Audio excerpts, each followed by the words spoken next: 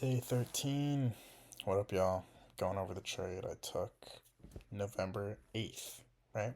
Big skip from last week, or last recap. Didn't take a trade for a while. I'm not actually entirely sure, I don't remember, but I think it was mainly because, we had a lot of news. We had, the full week, basically until Friday, there was news or elections. And then before that, we had a whole week of basically red folder news. So, that's my guess on why I didn't trade. Not entirely sure. I probably had opportunities that I didn't see as well, but that is why I didn't trade. Going over the trade I took on the 8th, got a win, a okay win.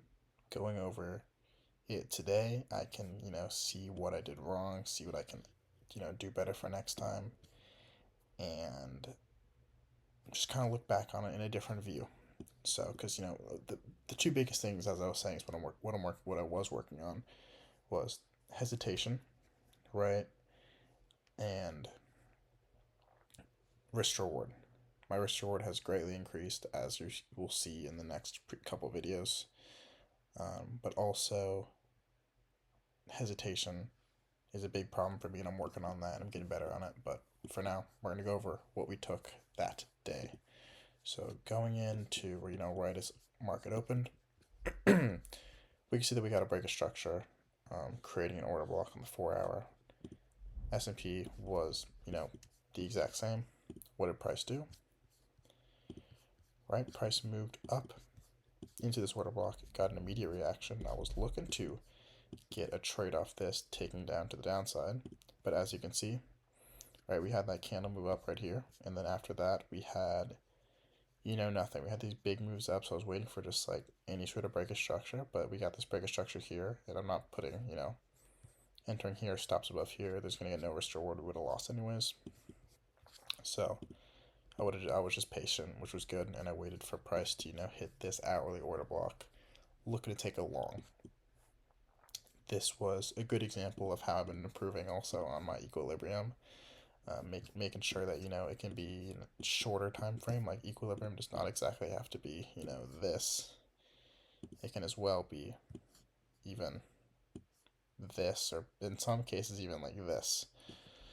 So that's a big thing for me, and I've been improving on that, which is good. Didn't take this on the S&P to begin with because market open and price just flew to the upside for some reason. So Nasdaq was looking better. What did price do? Went down its order block, pretty much picture perfect. Uh, fill of liquidity and a reaction. Whoops, hit this order block reaction, retest to the downside, and then what do? We scale down to 1 minute, right? Got to move up.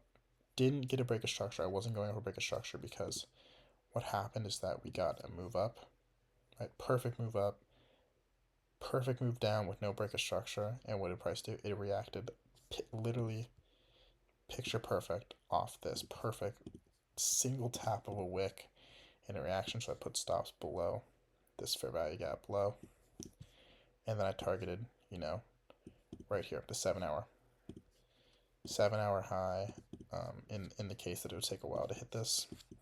What did price do? Price flew up, moved down, and this is the first problem I did, is that the second we got this big move down, what I was like, oh, almost got stopped out. Liquidity, is gonna drop.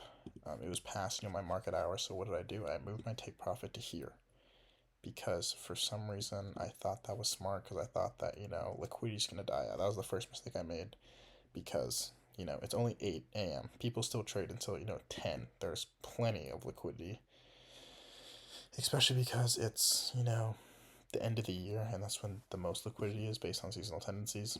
So I moved take profit to here, and it gave me less than a 1-to-1 trade. So I only made, what did I make on this? I made 315 on this. This was not good in that stance. I would have made probably closer to 700, 800 if I did the risk to what I'm doing now. So I should have just stuck here because there's plenty of liquidity left in the market. What did it do? Chopped around for a while, and then it flew back up to the upside eventually. So overall, good execution, bad take profit, bad psychology in that standpoint.